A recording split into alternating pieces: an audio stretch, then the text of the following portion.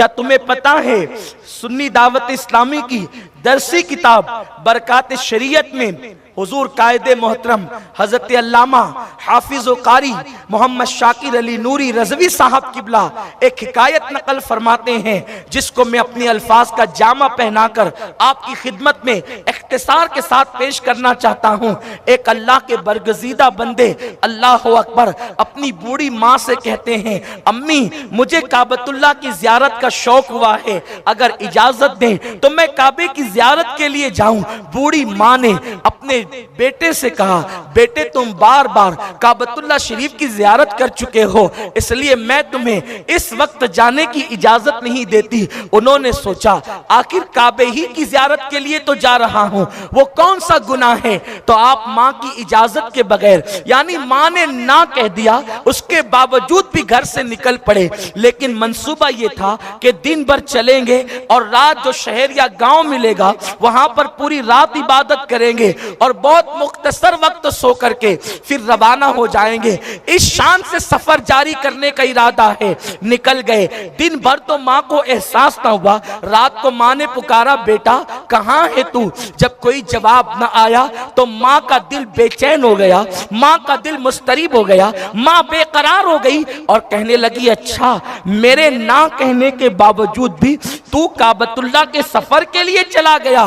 बस ये जुमले कहने के बाद माँ की ममता तड़पी है और तड़पने के बाद एक अजीब सा गुस्सा आया है और जबान से दो जुमले निकल गए, अल्लाह मेरी इजाजत के बगैर वो निकला है, काबे तक पहुंचने न पाए।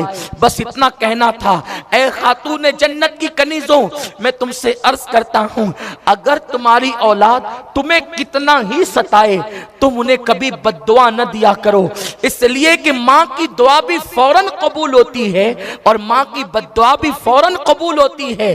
तुम अपनी औलाद को जज्बात में आकर बद्दुआ दे देते हो, लेकिन जब वो बद्दुआ का असर जाहिर होता है तो तुम ही तो तड़पते हो, तुम ही तो बेचैन होते हो। बहुत सारी औरतें अपने बच्चों को गुस्से में पागल कह देती है, अपने बच्चों को गुस्से में बदमाश कह देती है, अपने बच्चों को गुस्से में नाफरमान कह देती है। ये पागल, ये बदमाश, ये नाफरमान तुम्हारे मुंह से निकलेगा। सही माना में नाफरमान हो गया तो,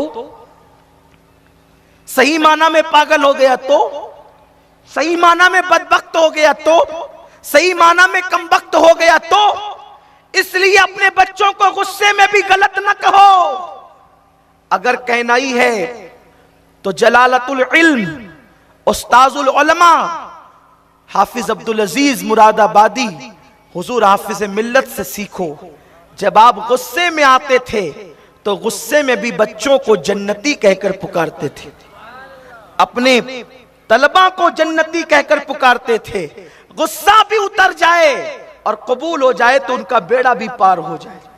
मेरे प्यारे आका सल्लल्लाहु अलैहि वसल्लम की कनीजों, तो इसलिए अपने बच्चों को बुरे अलकाबात से याद न करो, अपने बच्चों को बदबख्त न कहो, कमबख्त न कहो, इसलिए कि माँ के जुमले अल्लाह औलाद के हक में कबूल करता है। अच्छा कहोगे तो भी कबूल करता है और बुरा कहोगे तो भी कबूल करता है। इसलिए बहुत एहतियात की जरूरत है, बहुत एहतियात से काम लेने की जरूरत है। तो अर्ज ये कर रहा था, माँ की जबान से निकल गया कि अल्लाह मेरी इजाजत के बगैर निकला है, मेरी नाफरमानी करते हुए निकला है, काबे तक पहुंचने न पाए। वो बुजुर्ग चलते हुए एक गांव में रात के वक्त पहुंचे और वहां पहुंचने के बाद सोचा कि मंसूबे के मुताबिक, प्लान के मुताबिक, शेड्यूल के मुताबिक नमाजें पढ़नी है। मस्जिद ढूंढी और वहां पर नवाफिल शुरू कर दिया। क्या था, उस रात उस गांव में चोर आए और उन्होंने चोरी का इरादा किया। लोग बेदार हो गए, चोर चोर कहकर एक दूसरे को होशियार करने लगे और उसके बाद फिर ये था, उन चोरों के पीछे पूरा गांव भागने लगा।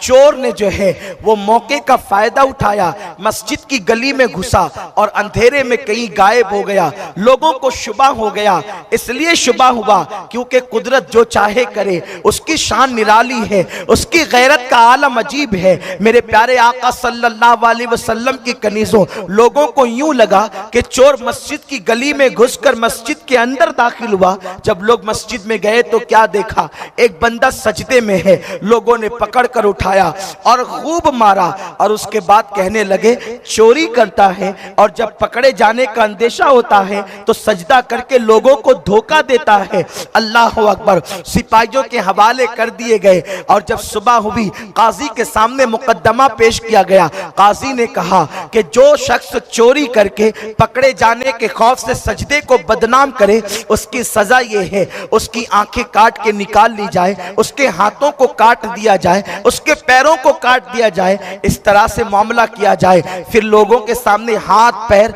और आंखें काट दी गई। काजी ने ऐलान किया लोगों ये उसकी सजा है जो चोरी करके मस्जिद में घुसता है, छुपता है और सजदे को बदनाम करता है। इतना काजी कह रहा था, उस बुजुर्ग ने कहा ये न कहना काजी साहब कि ये उस चोर की सजा है जिसने सजदे को बदनाम किया। अब मैं जो कहता हूं ऐलान वो करो। आप ये ऐलान करें ये उस जायरे काबा की सजा है जो अपनी मां की नाफरमानी करते हुए काबे की जियारत के लिए जा रहा था। जुमलों में इतनी तासीर थी, लोगों के दिल लरस गए, लोग बेचैन हो गए और पूछा आप कौन है? तो आपने बताया। लोगों ने कहा अरे ये तो उस बस्ती के वली हैं, बुजुर्ग हैं और लोग इनका एहतराम करते हैं। अगर लोगों को पता चल गया तो वो हमारे शहर की ईंट से ईंट बजा देंगे। जल्दी से खामोशी से इनको इनके गांव पहुंचा दो ताकि वहां वालों को खबर न हो। जब दूसरी रात आई गांव वाले ले जा करके उनको कहीं छोड़ आते उसी गांव के अंदर। अल्लाह अकबर। जब दूसरी रात आई तो माँ को अपने बेटे की याद आई, ममता तड़प गई। कल तो बद्दुआ दे ही दी थी, आज कहती है मेरे अल्लाह मेरे बेटे को मुझसे मिला दे, वो किस हाल में है। अभी ये जुमले कहे ही थे कि अल्लाह अकबर। बाहर से आवाज आई है कोई गरीब को खाना खिलाने वाला, मैं 2 दिन से भूखा हूं, मुझे कोई खिला दो। तो माँ ने, उनकी अम्मी जान ने जो है वो किसी फकीर की सदा समझ करके आवाज लगाई, ए फकीर जरा मेरे घर के पास चल करके आ जा ताकि मैं तेरी झोली में भीख डालूं। तो इन्होंने कहा कि माई मेरे पैर कटे हुए हैं। तो कहा हाथ बढ़ा ताकि भीख डालूं। कहा मेरे हाथ भी कटे हुए हैं। तो कहा कि तू नामहरम है और गैर महरम के सामने मैं कैसे आ सकती हूँ, अब बता मैं क्या करूं। तो इन्होंने कहा माई मैं अंधा भी हूं इसलिए तुम मुझे खिला दो, मैं तुम्हें देख नहीं सकूंगा।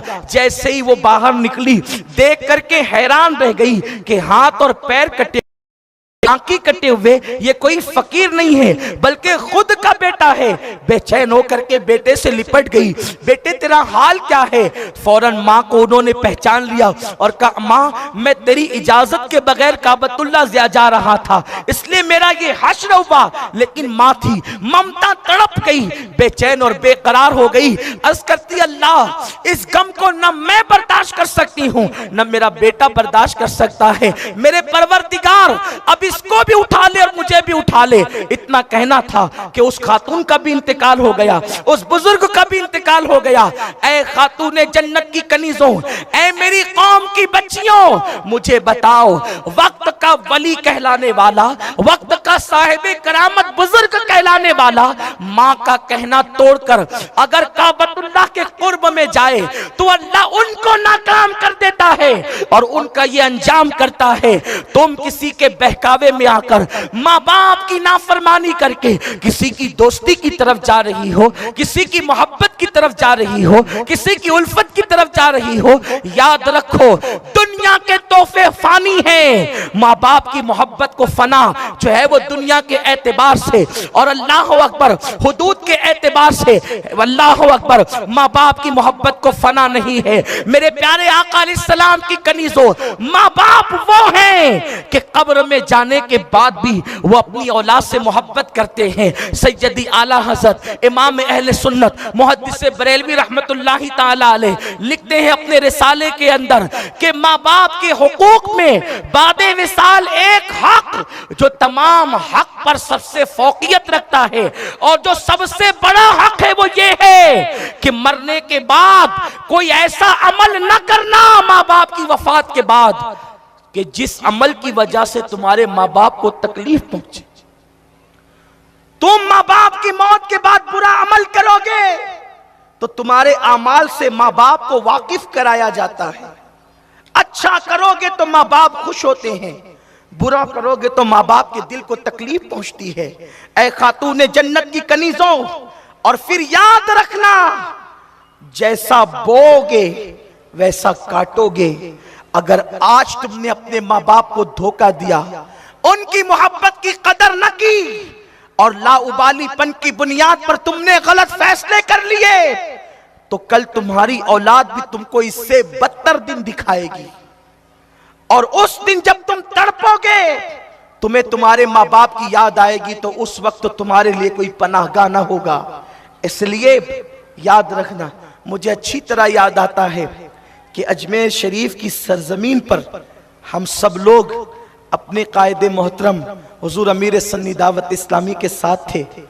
हजरत किबला की आदत के अक्सर अजमेर शरीफ के उर्स के मौके पर वो अपनी वालिदा को फ़ोन किया करते थे। इंतकाल के बाद वालिदा के जब पहली छठी आई तो हजरत को उनकी वालिदा की याद आई, तो हजरत ने हम लोगों को एक शेर सुनाया था जिसकी लज्जत आज भी महसूस होती है कि माँ की गोद, बाप की गोद माँ का आंचल, बाप की गोद माँ का आंचल। हम भी कभी तख्त ताज वाले थे। बाप की गोद तख्त से कम नहीं है और माँ का आंचल ताज से कम नहीं है। खुदा की इज्जत की कसम, जो लोग तख्त ताज के लिए लाशें गिरा रहे हैं, उन्हें अगर पता होता कि बाप की गोद की लज्जत तख्त पर बैठने से बेहतर है और माँ के आंचल की लज्जत ताज की लज्जतों से बेहतर है, तो वो अपने माँ बाप के दामन में पनाह ले लेते। ऐ खातून जन्नत की कनीजों, होश के नाखून लो, तुम्हें भी कल माँ बनना है। अपने माँ बाप का दिल न दुखाना। और फिर एक मर्द के लिए सबसे बड़ा हक उसके माँ बाप का है, और एक औरत के लिए सबसे बड़ा हक पहले उसके शौहर का है, उसके बाद माँ बाप का। जब तक औरत की शादी ना हो उस पर हक माँ बाप का है। शादी हो जाए तो पहला हक उसके शौहर का है।